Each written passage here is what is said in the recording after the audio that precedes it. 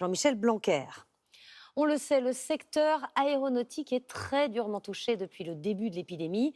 L'équipementier Figeac Aéro a annoncé qu'il comptait supprimer plus de 300 emplois dans l'une de ses usines du Lot. Ça représente un tiers des salariés du site. L'entreprise a pourtant bénéficié d'un prêt garanti par l'État. Muriel Lassaga et David Bress. Figeac Aéro, dans la région, ont pensé ce colosse de l'aéronautique à l'abri des tempêtes sociales. L'entreprise vient pourtant d'annoncer la suppression de 320 emplois sur 966. On est un peu tous dans l'incertitude, on ne sait pas de quoi va être fait l'avenir, on ne sait pas si nos postes vont être touchés. Moi, je me projetais de rester ici, d'avoir un CDI et de rester ici. Et après, Moi, ça fait 8 ans que je suis ici. Voilà, après le reste, je ne sais pas. On verra par la suite, on verra bien comment ça se passe. Pour l'entreprise lotoise, c'est une crise sans précédent. Son PDG nous a accordé une interview par téléphone. Pour lui, la crise sera très longue et ni le chômage partiel, ni le prêt de 80 millions de l'État ne suffiront à combler cet énorme trou d'air. Même les syndicats sont fatalistes. Pour nous, c'était difficile d'éviter, on pense PSE. Donc on va voir tout ce qu'on peut faire et mettre en place, justement, c'est ce qu'on va commencer à négocier auprès de la direction. C'est vrai que c'est compliqué et voilà, nous, notre rôle, je pense, ça va être essayer de minimiser ce plan social, avec de minimiser le nombre de départs contraints. Pour la petite ville de 10 000 habitants, c'est un coup dur, elle qui vit en partie au rythme de l'industrie aéronautique. J'ai mon fils qui y travaille, et comme ça fait pas longtemps. Sauver 320 emplois, coûte que coûte, car à Figeac, on ne veut pas voir disparaître ce qui était une fierté, le plein emploi. Aujourd'hui, on sait que l'artisanat a besoin de main-d'œuvre, que l'agriculture a besoin de main-d'œuvre. On a aussi peut-être d'autres perspectives sur l'industrie agroalimentaire. Donc je pense qu'on a les capacités d'amortir ce choc. Les suppressions d'emplois seront effectives dès le printemps prochain. Bonsoir Jean-Paul Chapelle. Bonsoir Anne-Sophie. On connaît le coût de la crise pour l'économie au deuxième trimestre, 90 milliards d'euros, et les entreprises sont particulièrement mises à contribution. Oui, alors l'INSEE vient de publier les chiffres définitifs pour ces 3 mois où de nombreux secteurs économiques étaient quasiment à l'arrêt. Alors sur ces 90 milliards perdus dans la production de richesse, ce sont les pouvoirs publics, État, collectivités, sécurité sociale, qui portent le plus lourd tribut, 51 milliards d'euros, plus de la moitié des pertes. Parce qu'il y a eu des dépenses nouvelles, aide d'urgence, chômage partiel, mais aussi parce qu'il y a eu beaucoup moins de recettes, moins d'impôts et de cotisations dans les caisses de l'État. Ensuite, vous l'avez dit, ce sont les entreprises qui ont été les plus touchées, 36 milliards d'euros, essentiellement une perte de chiffre d'affaires. Elles devraient être les premiers bénéficiaires du plan de relance présenté jeudi prochain. Enfin, les ménages. 3 milliards d'euros. Alors certes, ils ont connu des pertes de revenus sans précédent depuis la dernière guerre, en moyenne 30 euros par mois et par ménage, mais rapporté aux pertes de l'économie française, c'est seulement 4%. Pour beaucoup de salariés, les revenus ont été en grande partie maintenus grâce au chômage partiel, et comme ils ont moins consommé, le taux d'épargne a atteint 27% des revenus, c'est 2 fois plus que la moyenne constatée ces 20 dernières années. Merci Jean-Paul.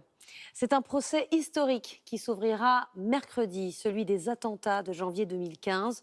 Le 7 janvier, la rédaction de Charlie Hebdo était décimée par les frères Kouachi.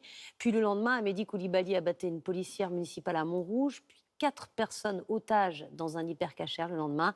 Ce sont des complices présumés qui vont être jugés puisque les auteurs de ces crimes sont morts à l'issue d'une traque que nous remémorent Nathalie Pérez, Diona Messina et Soigny Thiebaud. Mercredi 7 janvier, il est 11h23 lorsque 2 hommes cagoulés et lourdement armés font irruption dans les locaux de Charlie Hebdo. Méthodiquement, ils vont abattre 11 personnes en moins de 2 minutes. Ils quittent le bâtiment, revendiquent leur crime et prennent la fuite. Une voiture de police arrive face à eux. Les terroristes ouvrent le feu. Les policiers en marche arrière ripostent. Miraculeusement, aucun policier ne sera blessé. La voiture poursuit sa course. Boulevard Richard Lenoir, 3 gardiens de la paix à pied tentent d'intercepter les fuyards. L'un d'eux s'appelle Ahmed Merabet.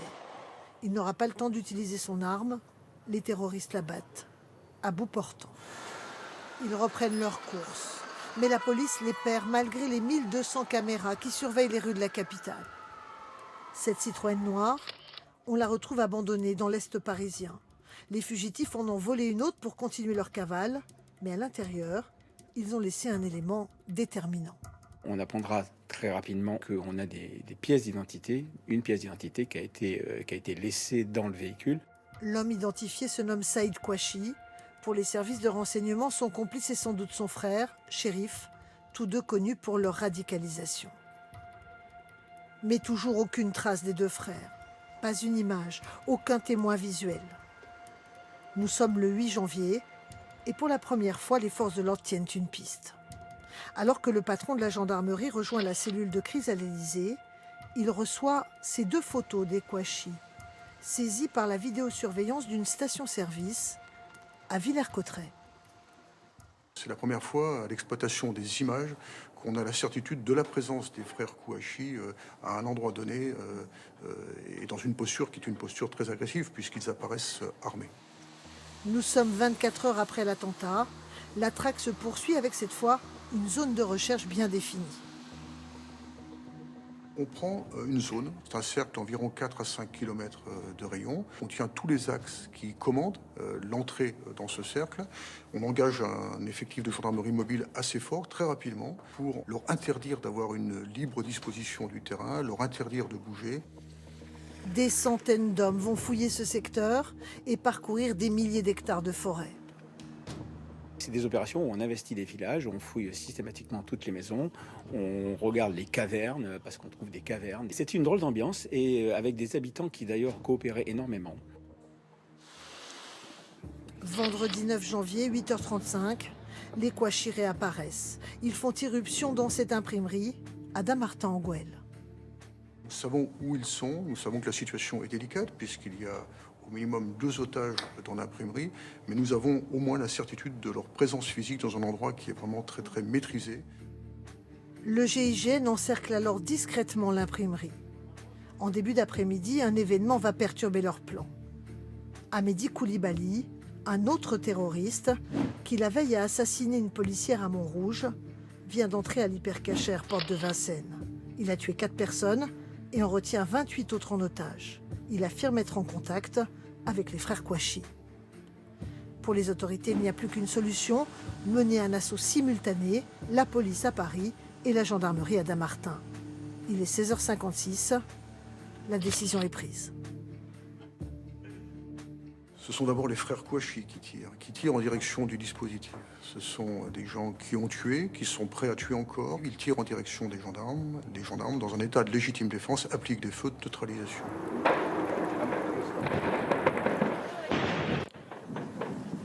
Les terroristes viennent d'être abattus et les otages sont libérés, sains et saufs.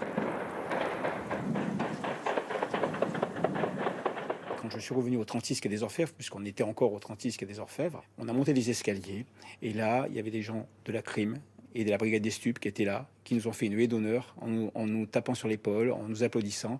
Et ça, je peux vous assurer que c'était vraiment quelque chose qui nous a fait chaud au cœur. 48 heures après la tuerie de Charlie Hebdo, les unités d'élite de la police et la gendarmerie ignoraient que quelques mois plus tard, ils devraient à nouveau ensemble faire face au terrorisme.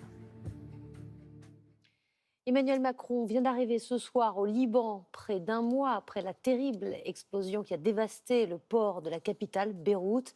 Le président français s'est engagé à aider les Libanais à sortir de la crise économique lors de sa précédente visite au début du mois.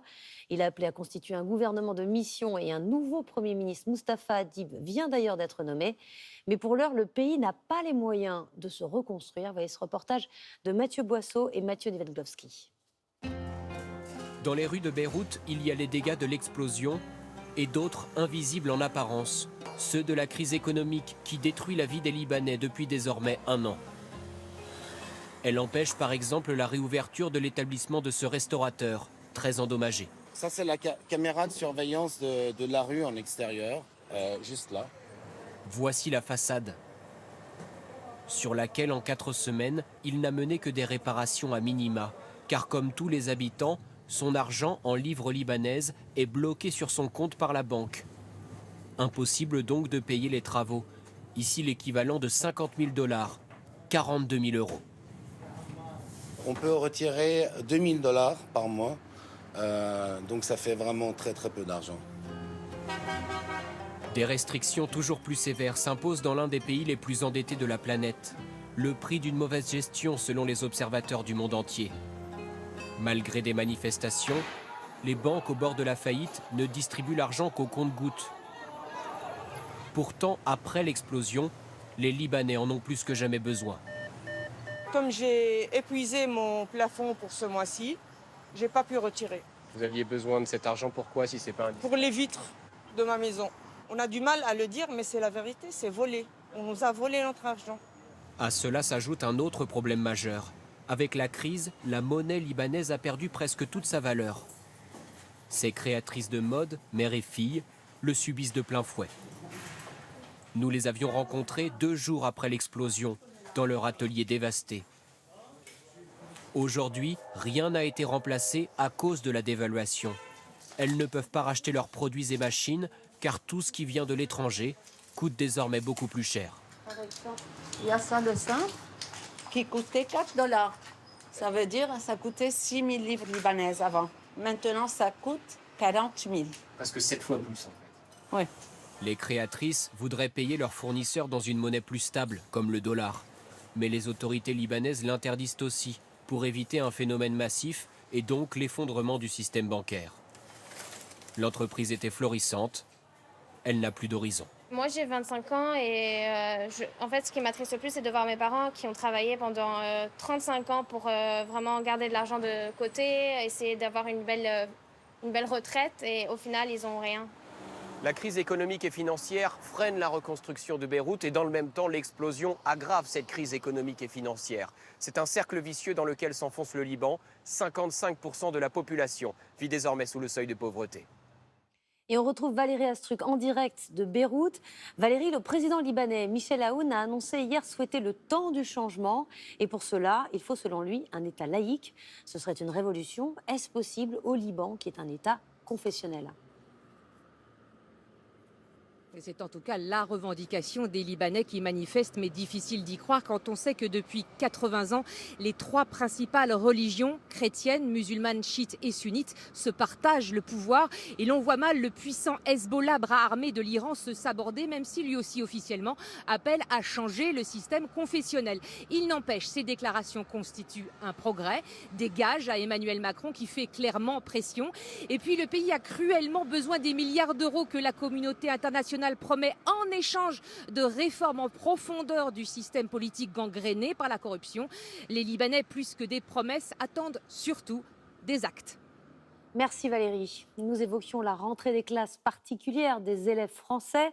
Les élèves du monde entier sont confrontés à de nouvelles règles, pas simples à appliquer, mais il y a urgence à reprendre les cours. 463 millions d'enfants ont été privés de tout enseignement à cause de l'épidémie de coronavirus.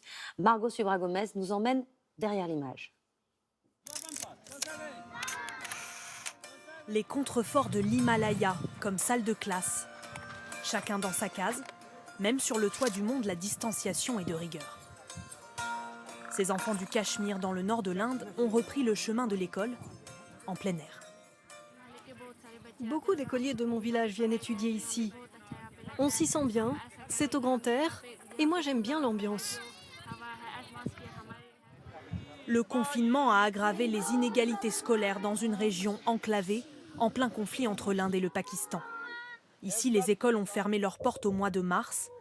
Depuis, dans le monde, 463 millions d'enfants n'ont pas eu accès à l'enseignement à distance. Au Mexique, les écoles resteront fermées jusqu'à nouvel ordre. Les cours sont diffusés à la télévision, ce qui accroît la précarité des plus pauvres. Ici, on ne capte que 2 chaînes, soit les dessins animés, soit les informations. À la télé, nous n'avons pas les chaînes qui diffusent les cours.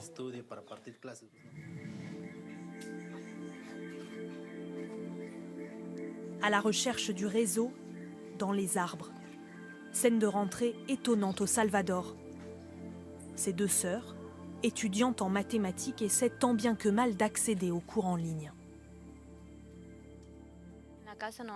Il n'y a pas de réseau à la maison, donc nous en cherchons ailleurs. Mais bon, même ici, ça ne suffit pas pour voir nettement la classe en vidéo. Parfois le son coupe, parfois on n'entend carrément rien. Il faut prendre en compte les zones éloignées des villes. C'est très difficile pour nous d'avoir accès à Internet. Il faut agir rapidement car c'est maintenant qu'on en a le plus besoin. La promesse du numérique, connecter les enfants à l'école. En cette rentrée 2020, certains ne s'en sont jamais sentis aussi loin. Vous connaissez sans doute les gorges du Verdon. Connaissez-vous les gorges de la Loire ? Tout aussi séduisantes et spectaculaires, elles ont une histoire, celle d'un village englouti. Destination France est signée Julien Bigard et Estelle Fromentin. Surplombée par des vestiges médiévaux, elle serpente sereinement à travers un écrin de verdure. Les gorges de la Loire, près de Saint-Étienne. Un site encore préservé, 3 fois moins visité que les gorges du Verdon. Ces méandres font le bonheur des vacanciers en manque de nature et de tranquillité. Sur les gorges, les sols, c'est superbe. Ma tante m'avait déjà montré des photos et des vidéos de l'endroit, mais sur place c'est encore plus beau que... Enfin ça rend encore mieux je trouve. Beaucoup les découvrent en bateau ou en kayak, avec le risque toutefois de chavirer. Ouais, elle est trop bonne, elle est fraîche. D'autres préfèrent arpenter les gorges sur la terre ferme, avec ces drôles d'engins. C'est chouette. Des trottinettes tout-terrain électriques pour apprécier le paysage sans trop se fatiguer. 25 € pour 2 heures. Cette famille originaire de la région s'est laissée tenter. Vraiment magnifique, il y a des forêts, de la verdure, on a même une vue sur la Loire. On a de la vitesse, on se fatigue pas. Et en plus, on s'amuse comme des fous, donc c'est vraiment génial. Parmi ces visiteurs, beaucoup ignorent la véritable histoire des gorges. Raymond Goudbel, lui, la connaît par cœur.